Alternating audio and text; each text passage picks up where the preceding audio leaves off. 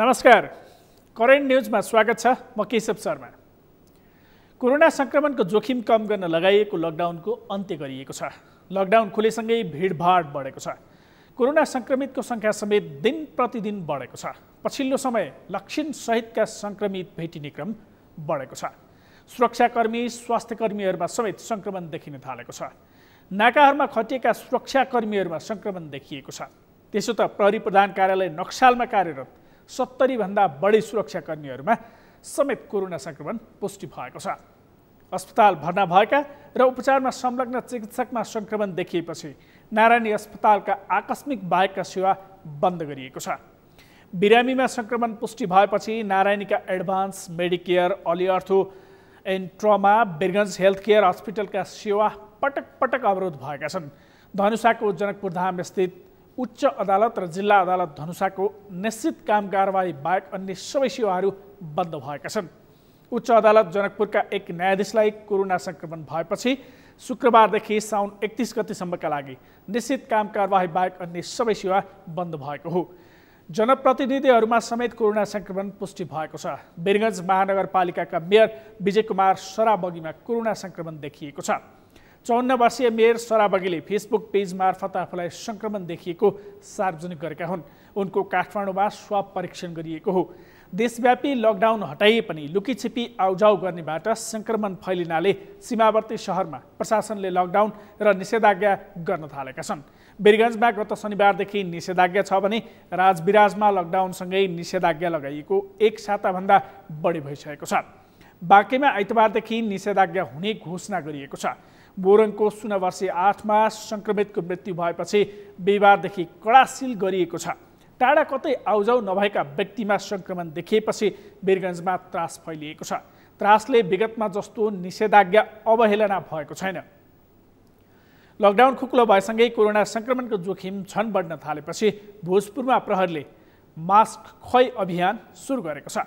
Mask नलगाई यात्रा गर्ने सर्वसाधारणलाई सचेत गराउनका लागि जिल्ला प्रहरी कार्यालयको अगुवाईमा तपाईको मास्क खुवाई अभियान सुरु भएको हो।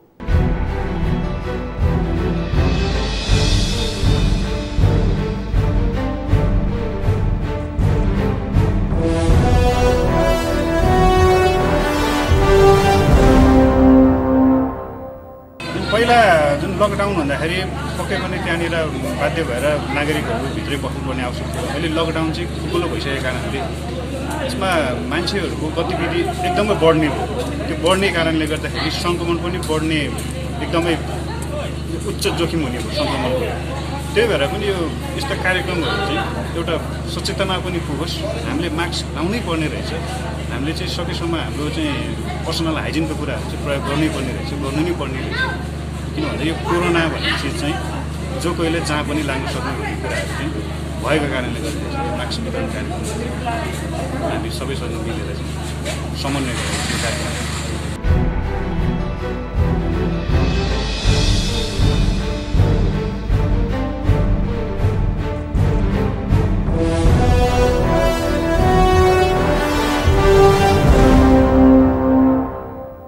नुवाकोटमा पनि प्रहरीले मास्कको प्रयोग अनिवार्य अभियान चलाएको छ। अभियान अन्तर्गत मास्क लगाउन अनुरोध गर्दै प्रहरी सहित जिल्लाका सरकारवाला सहभागी टोली बस्ती तथा सार्वजनिक स्थलमा मास्क वितरण गर्दै स्वास्थ्य सुरक्षा ख्याल गरेर बानी परिवर्तन गर्न आह्वान गरिएको छ।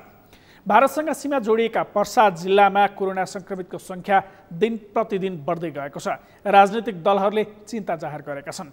उनीहरूले कोरोना रोकथाम तथा नियन्त्रणमा प्रभावकारी काम गर्न सरकारको ध्यानाकर्षण गराएका छन्।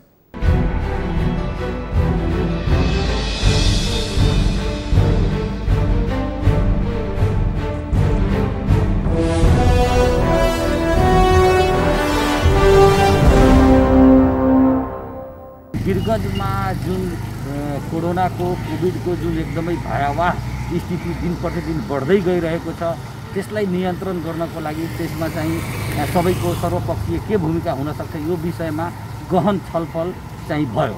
यसमा चाहिँ मुख्य रूपले जुन 3 तहको सरकार छ यसमा भएका जुन असमझदारीहरू छन्, जुन मिस अन्डरस्ट्यान्डिङ छन्, त्यसलाई कसरी चाहिँ मिलाएर जाने एउटा पुलको रूपमा यसले काम गर्नेछ।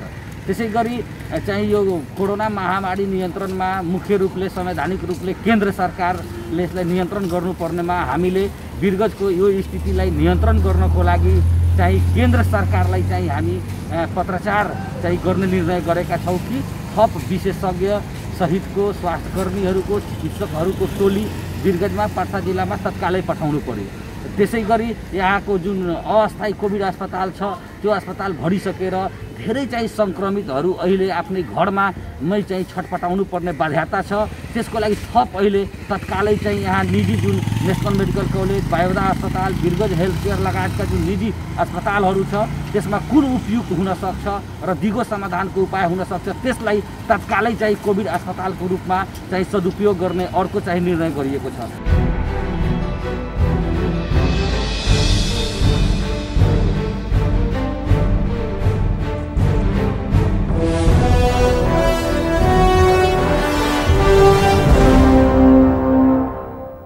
संक्रमितको उपचारका लागि अस्पतालमा उपस्थित हुन अटेर गरेका पर्साका 30 स्वास्थ्यकर्मीलाई प्रहरीले नियन्त्रणमा लिएको छ।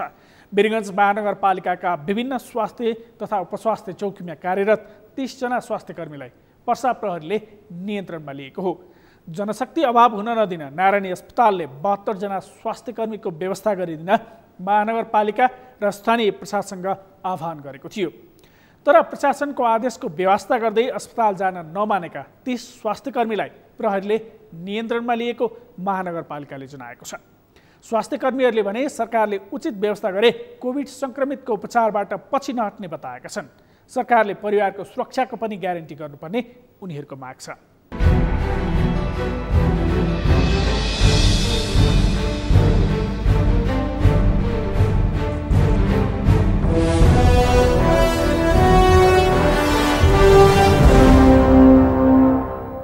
हाम्रो मुलुक अहिले सङ्कटको घडीमा छ।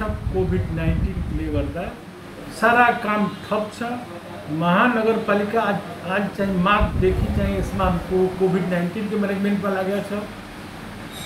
अब हेरिहाल्नुभयो हाम्रा चिकित्सकहरू, हाम्रा स्वास्थ्यकर्मीहरू उता चाहिँ के छ भने नारायणी अस्पतालका यी सब टिम धेरै सो पोजिटिभ भएका छन्। अब राज्यलाई स्वास्थ्यकर्मी चाहियो। जिल्लाको प्रमुख नेपाल सरकारले दिएको अथोरिटी जिम्मेवारी बोक्नुभएका प्रमुख जिल्ला अधिकारीजीको आदेश अनुसार उहाँले 72 जना कर्मचारीहरूको माग गर्नुभयो। माग गर्नुको मतलब यी कर्मचारी माग गरिएका कर्मचारीहरूलाई नारायणीमा सम्पर्क गरी कामकाज गर्ने गरी पठाइदिनुहोस्। हामीले चाहिँ चिठी पठायो। आज चाहिँ 4 दिन भइसक्यो चिठीको काटेको। कोही चिठी बुझ्न मानिरहेको छैनन्, कोही चाहिँ चिठी फेरि पुनः ताकेता पत्र गयो, कोही बुझ्न मानिरहेको छैन। सबभन्दा पहिले अहिले हाम्रो जिल्ला प्रशासन कार्यालयले माग अनुसारको जिम्मेवारी पहिले पुरा गर्न पर्यो, जानु पर्यो। त्यसपछि अरू बाँकी कुराहरू के छ, कस्तो छ, रोटेसन गरेर गर्नुपर्छ कि 4 दिनको रोटेसन गर्नुपर्छ कि 5 दिनको कि 10 दिनको के छ। प्रमुख मेडिकल सुपरिन्टेन्डेन्टज्यूले यसको व्यवस्थापन गर्नुहुनेछ। कतिजनाले खटाउने, कति घन्टा खटाउने, यो काम त पहिले गर्नु पर्यो। आन्दोलनको बेला हुँदैन त यो। कसैले एडजस्ट गर्छ है? अस्ति यही भत्तालाई लिएर त्यत्रो गम्भीरतापूर्वक मुख्यमन्त्रीज्यू आउनुभएको उद्योग वाणिज्य सङ्घमा, त्यहाँ पनि यो भत्ताको कुरा निकालियो है। अनि मुख्यमन्त्रीजीले स्वयं यसमा भन्नुभयो यो के को भत्ताको कुरा भयो, अनि चाहिँ यिनीहरूले पछि हटे होइन। काम त जे छ पहिले गर्नु पर्यो। त्यसपछि आफ्नो सुविधा के छ, आफ्नो माथिल्लो जुन प्रमुख छ, यहाँको प्रमुख जिल्ला अधिकारी र प्रमुख हाम्रो प्रशासक हुनुहुन्छ, नगर प्रमुखजी हुनुहुन्छ, अनि राख्दा हुन्छ। 30 जनाको जति लिस्ट निकालेर सरले कोभिड-19 यहाँ हस्पिटल छ त्यहाँ खट्नको लागि लिस्ट निकाल्नु भएको थियो। अनि हामी यहाँ सोध्न आउँदाखेरि सर अनि हामी त्यहाँ काम गर्ने अनि घर आउने, त्यसपछि त दुईटैतिर इन्फेक्टेड हुन्छ। त्यसकारण हामी उहाँलाई केही सजेसन माग्न आएको थियौँ। हाम्रो के सुविधा छ, हामीलाई लजिङ फुडिङको व्यवस्था छ कि हामी काम गरेर घरमै आउने हो, हाम्रो परिवार पनि जोखिममा पर्न सक्छ भनेर यो कुरा हामी सोध्न आएको थियौँ। त्यसमा सरले केही रिस्पोन्सै गर्नु भएन। त्यसमा अनि केही कुरा नसुनिसकेपछि हामी एकछिन यही वेट गरिरहेको थियौँ। त्यसपछि सिडिओ कार्यालयबाट प्रहरीहरू आएर तपाईँ 30 जना पोजिटिभ हुनुहुन्छ भनेर उहाँले भन्नुभयो। अनि हाम्रो घरमा पनि गएर यहाँ मात्र होइन लगभग हाम्रो जहाँ जहाँ घर छ यो जिल्लामा मात्र होइन रौतहटसम्मको यो कुरा फैलाइदिनु भएको छ कि तपाईँहरूको जो काम गर्नुहुन्छ कार्यरत छ त्यो मान्छे पोजिटिभ छ, घरमा नआउन दिनुहोस्। अनि सबै छिमेकीहरूले अब फोन गरिरहेको छ तपाईँ गाउँमा नआउनुहोस्, जबकि हामीलाई PCR टेस्टै गरेको छैन। किन नखट्नु, हामीलाई सुविधा दियोस्। अब यति मात्र हामीलाई डर छ भने यदि हामी त्यहाँ काम गरेर घरमा जान्छौँ घरको मान्छे पनि इन्फेक्टेड हुन्छ, त्यति मात्र हो। त्यसैको लागि हामीले भनेको हामीले फुडिङ लजिङ बाहिर मिलाइदिनुहोस्। हामी यदि सङ्क्रमित हुन्छ भने हाम्रो परिवार नहोस्, हाम्रो कम्युनिटी नहोस्, त्यो सोचले मात्र हो। आज पनि हामी रेडी छौँ, हामी त्यही भन्न आएको सर हामी रेडी छौँ काम गर्न, खालि यति भनिदिनुहोस् हामी पछि यदि हामीलाई केही भयो भने हाम्रो फ्यामिलीलाई हेर्ने के, त्यति मात्र सोध्न आएको थियो। अनि इन्सुरेन्सको कुराहरू थियो, अब हाम्रो मानौँ डेथै भयो त्यसपछि त हाम्रो फ्यामिलीले धेरै सङ्कट बेहोर्नुपर्छ, त्यसको लागि केही सुविधा छ कि छैन त्यही कुरा सोध्न आएको थियौँ। उहाँले केही जवाफ दिन चाहनुहुन्छ।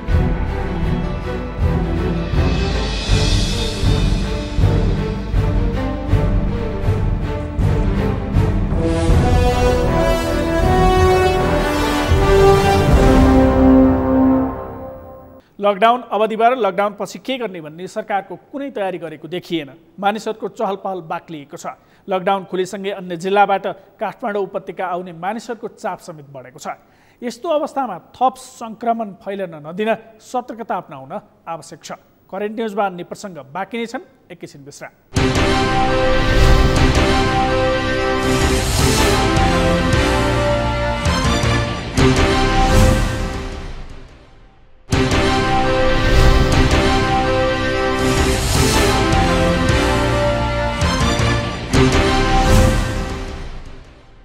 विश्रामपछि करेन्ट न्युजमा स्वागत छ। कोरोना परीक्षणको दायरा बढाउने बताएको सरकारले PCR परीक्षण बढाउन सकेको छैन। बरु पछिल्लो समय PCR परीक्षणको दर घट्दै गएको छ। विज्ञहरूले समुदाय स्तरमा परीक्षण गर्नुपर्ने तथा परीक्षणको दर बढाइनुपर्ने बताइरहेका समयमा परीक्षणको दर भने घटेको छ।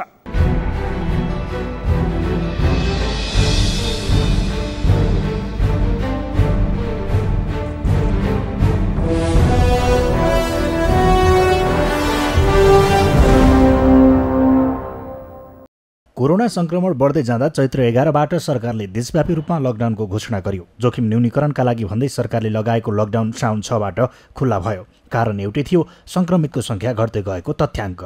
तर वास्तविकता भने अर्कै थियो। सरकारले के कारण लकडाउन घोषणा गर्यो, के कारण अन्त्य भयो भन्दै बहस चलिरहेका बेला संक्रमितको संख्या कम देखिनुको एउटै कारण थियो, परीक्षणको दायरा घट्नु।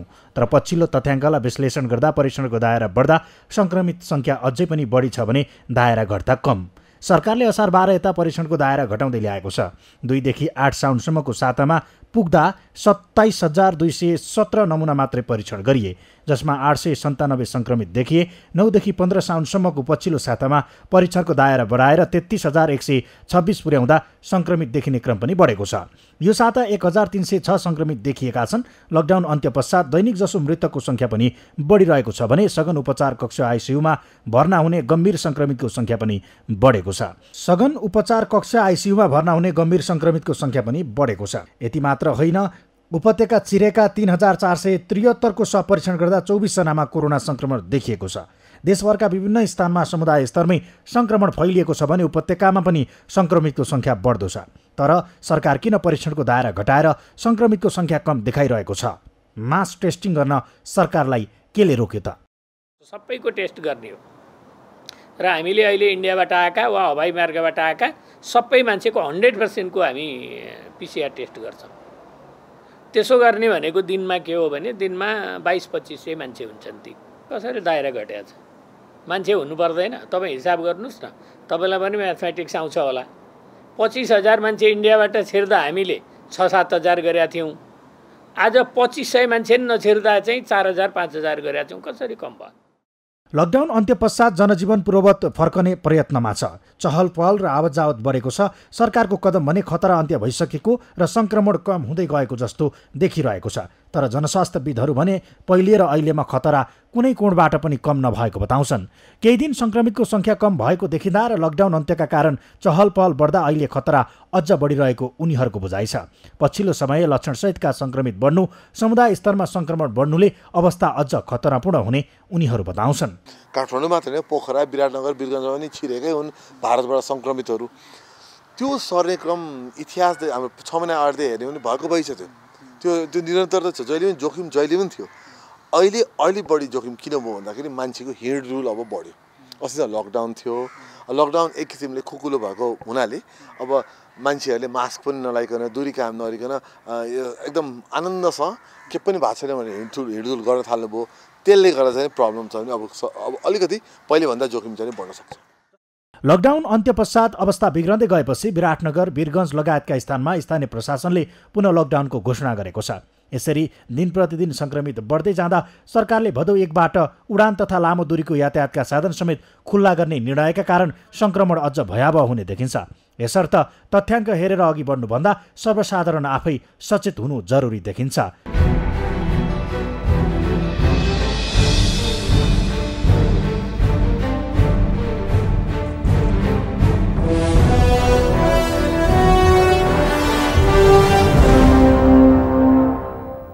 इनफ इज इनफ अभियन्ताहरूले समेत PCR परीक्षणको दायरा बढाउनु पर्ने भ्रष्टाचारको अन्त्य हुनुपर्ने भन्दै देशैभरि विभिन्न स्थानमा अनसन विरोध गर्दै आएका छन्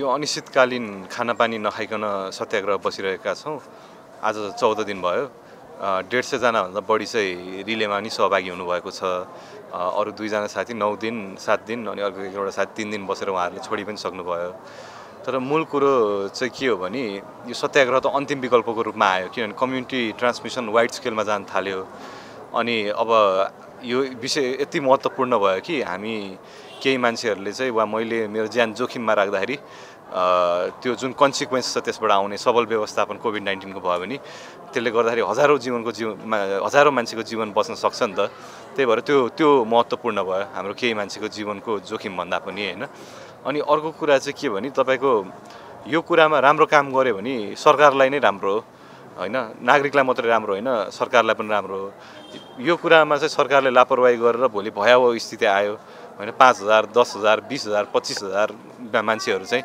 तपाईको आईसीयू वा अक्सिजन हैन वा एम्बुलेन्स हैन नपाएर बित्ने अवस्था आयो भने अहिले परीक्षणको दायरा विस्तार नगरेको भएर वा क्वारेन्टाइन राम्रो म्यानेज नगरे भएर वा अग्रभागमा काम गरिराख्नु भएको स्वास्थ्यकर्मीहरुलाई राम्रो सुविधा नपाएर त्यो अवस्था आयो भने त्यसले त सरकारलाई कहाँ पुर्याउला यो व्यवस्थालाई कहाँ पुर्याउला अनि नागरिकहरुले मात्रै त्यो दुःख भोगी हुँदैनन् नि त्यही भएर मलाई चाहिँ अब सरकार स्वयं जवाफदेही हुन्छ भन्ने विश्वास चाहिँ घट्दै गएको छ तर सबैजनाले मिलेर चाहिँ अब आफ्नो ठाउँबाट नेतृत्व लिएर चाहिँ सरकारलाई जवाफदेही बनाउनु पर्छ भन्ने कुरामा चाहिँ अहिले चाहिँ त्यही हुनुपर्छ जस्तो लागिरहेको छ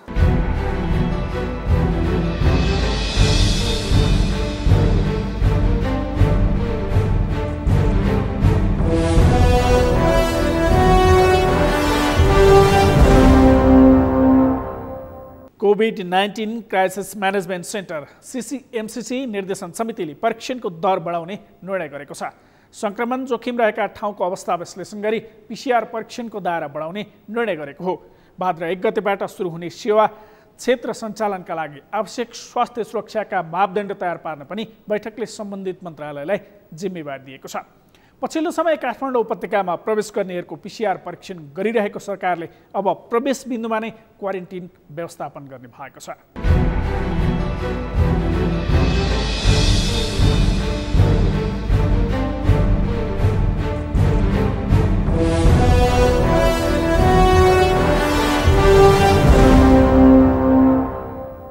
नेपाल सरकारको पूर्व निर्णय अनुरूप नियन्त्रित रूपमा बन्दाबन्दी खुला भएकोमा सर्वसाधारणले कोभिड-19 को संक्रमणको जोखिम नभएको अर्थमा बुझेको र बन्दाबन्दी खुला भएपछिका दिनको संक्रमणको अवस्थाका सन्दर्भमा तथा स्वास्थ्य तथा जनसङ्ख्या मन्त्रालयले तोकेका मापदण्ड मास्क लगाउने स्यानिटाइजरको प्रयोग गर्ने र सामाजिक दूरी कायम गर्ने विषय विभिन्न सेवा खुला भएसँगै अनिवार्य पालना गर्नुपर्नेमा सो नगरेको पालना नभएको अवस्था र सोबाट संक्रमणको जोखिमको अवस्था देखिएको विषयमा छलफल भयो यसलाई मध्यनजर गरी आवश्यकता अनुसार PCR परीक्षण गर्ने भाद्र 1 गतेदेखि सुरु हुने सेवा सञ्चालनका मापदण्ड सम्बन्धित मन्त्रालयले छिटै तयार गर्ने, प्रवेश बिन्दुमै क्वारेन्टाइन व्यवस्थापन गर्ने, केही दिनको परीक्षण नतिजाका आधारमा परिस्थिति विश्लेषण गर्ने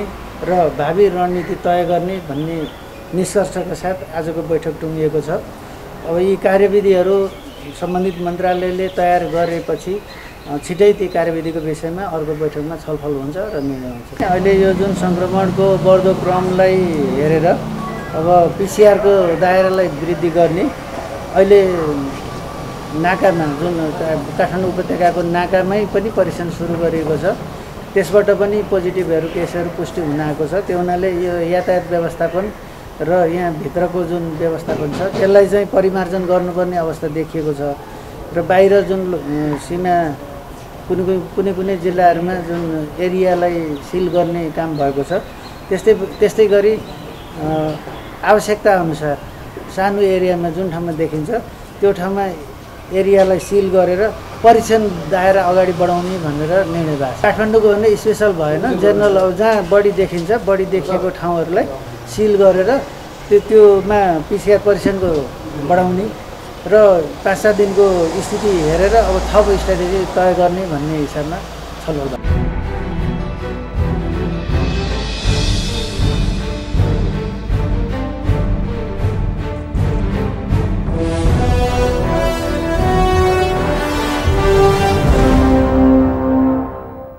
अहिलेसम्म कोरोना संक्रमणबाट शिथिल बिरामी थोरै भए पनि संक्रमित संख्या बढ्दै जाँदा सधैँ यही स्थिति नरहन सक्छ। तसर्थ बलियो पूर्वाधार निर्माण गर्न र व्यवस्थापन योजना बनाउन आवश्यक छ।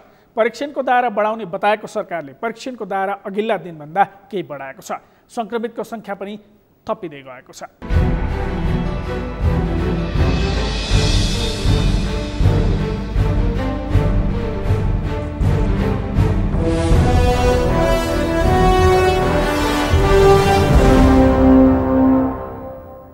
आज देशभरि जम्मा सक्रिय सङ्क्रमितहरूको सङ्ख्या 5316 छ। प्रदेशअनुसार सक्रिय सङ्क्रमितहरूको सङ्ख्या यस प्रकार रहेको छ। प्रदेश 1 मा 222 जना, प्रदेश 2 मा 2034, बागमती प्रदेशमा 572, गण्डकी प्रदेशमा 324, प्रदेश 5 मा 385, कर्णाली प्रदेशमा 296 र सुदूरपश्चिम प्रदेशमा 1483 हुनुहुन्छ। आजको पिसिआर 10,768 गरी जम्मा 3,75,416 परीक्षण भएको छ। क्वारेन्टिनमा रहनुभएका व्यक्तिहरूको सङ्ख्या 12,111 छ। कोभिड-19बाट सङ्क्रमण मुक्त भई गत 24 घण्टामा डिस्चार्ज हुनुहुनेहरूमा जम्मा 151 जना हुनुहुन्छ र आजसम्म डिस्चार्ज हुनुहुने जम्मा 14,379 सङ्क्रमितहरू निको भई घर फर्किसक्नु भएको छ।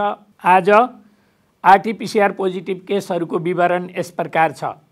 बीपी कोइराला स्वास्थ्य विज्ञान प्रतिष्ठान धरानमा झापाका 1 जना, कोशी अस्पताल विराटनगर प्रयोगशालामा झापाका 12 जना र मोरङका 15 जना, प्रादेशिक जनस्वास्थ्य प्रयोगशाला जनकपुरमा धनुषाका 1 जना, बाराका 1 जना र सर्लाहीका 1 जना, नारायणी अस्पताल वीरगञ्ज प्रयोगशालामा बाराका 2 जना, पर्साका 41 जना र रौतहटका 1 जना, राष्ट्रिय जनस्वास्थ्य प्रयोगशाला टेकुमा बझाङका 25 जना, कैलालीका 15 जना, काठमाडौँका 8 जना र नुवाकोटका 2 जना हुनुहुन्छ।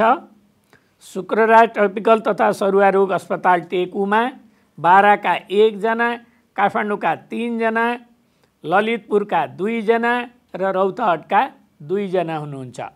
भरतपुर अस्पताल कोभिड प्रयोगशाला चितवनमा नवलपरासी पूर्वका 2 जना, किटजन्य रोग अनुसन्धान तथा तालिम केन्द्र हेटौडामा मकवानपुरका 1 जना, धुलीखेल अस्पताल धुलीखेल प्रयोगशालामा दार्चुलाका 16 जना, कञ्चनपुरका 18 जना हुनुहुन्छ। पाटन अस्पताल ललितपुर प्रयोगशालामा काठमाडौँका 2 जना, ललितपुरका 2 जना र सप्तरीका 1 जना हुनुहुन्छ। वीर अस्पताल प्रयोगशाला काठमाडौँमा काठमाडौँका 1 जना, नेपाल प्रहरी अस्पताल प्रयोगशालामा काठमाडौँका 18 जना र ललितपुरका 1 जना हुनुहुन्छ। नेपाल कोरिया मैत्री अस्पताल भक्तपुरका 1 जना, पोखरा स्वास्थ्य विज्ञान प्रतिष्ठान प्रयोगशालामा कास्कीका 2 जना, प्रादेशिक क्षयरोग केन्द्र प्रयोगशाला पोखरामा कास्कीका 1 जना, म्याग्दीका 2 जना र तनहुँका 1 जना हुनुहुन्छ। प्रादेशिक जनस्वास्थ्य प्रयोगशाला रूपन्देहीमा गुल्मीका 2 जना र रूपन्देहीका 1 जना हुनुहुन्छ। भेरी अस्पताल नेपालगञ्जमा बाँकेका 1 जना, दैलेखका 1 जना र दाङका 1 जना हुनुहुन्छ। राप्ती स्वास्थ्य विज्ञान प्रतिष्ठान प्रयोगशालामा दाङका 2 जना, दैलेख रियल टाइम पिसिआर प्रयोगशालामा दैलेखका 1 जना, डडेलधुरा अस्पताल प्रयोगशालामा बैतडीका 10 जना र डोटीका 3 जना। यसरी आजको जम्मा 224 छ। निधन भएको छ 4 जनाको। पर्सा जिल्ला वीरगञ्ज महानगरपालिका वडा नम्बर 11 श्रीपुर बस्ने 56 वर्षका पुरुषको मिति 2077 श्रावण 15 गते राति 11 बजे दुःखद निधन भएको छ। उहाँ मुटुको रोगी हुनुहुन्थ्यो। उहाँलाई आइसियु र भेन्टिलेटरमा राखेर उपचार गरिएको थियो। उहाँको मिति 2077 साउन 6 गते कोरोना पुष्टि भएपछि साउन 7 गते गण्डक अस्थायी कोरोना अस्पतालमा भर्ना गरिएको थियो। मृत्युको समयमा उहाँको शरीरमा अक्सिजनको मात्रा कमी हुँदै गएको थियो। पर्सा जिल्ला वीरगञ्ज महानगरपालिका वडा नम्बर 16 निवासी 35 वर्षका अर्का पुरुषको मिति 2077 साउन 15 गते बेलुका 7:40 बजे गण्डक अस्थायी कोभिड अस्पतालमा दुःखद निधन भएको छ। गत साउन 5 गते निजी क्लिनिक हुँदै तराई अस्पतालमा भर्ना भएका उहाँ स्वास्थ्यमा सुधार नआएपछि मिति 2077 साउन 13 गते ज्वरो तथा श्वास प्रश्वासमा समस्या भई गण्डक अस्पताल भर्ना हुनुभएको थियो। उहाँको स्वाब नमुना सङ्कलन गरी जाँच गर्दा साउन 15 गते कोरोना पुष्टि भएको थियो। पर्सा जिल्ला वीरगञ्ज महानगरपालिका वडा नम्बर 2 छपकैया निवासी 65 वर्षीय अर्का एक पुरुषको मिति 2077 साउन 15 गते बिहान दुःखद निधन भएको छ। मृत्यु पश्चात दिउँसो स्वाब जाँचको रिपोर्ट प्राप्त हुँदा कोरोना पुष्टि भएको थियो।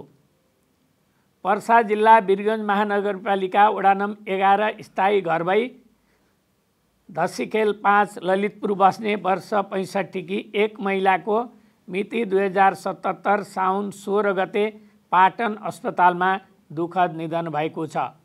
मधुमेह तथा प्रेसरको बिरामी उहाँ मिति 2077 साउन 6 गते पाटन अस्पतालमा भर्ना हुनुभएको थियो। ज्वरो खोकी तथा श्वास प्रश्वासमा समस्या भई उपचारको लागि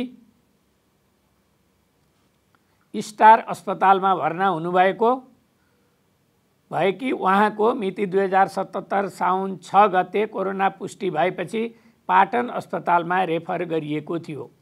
यसै गरी मृत्यु हुनेको सङ्ख्या 56 पुगेको छ।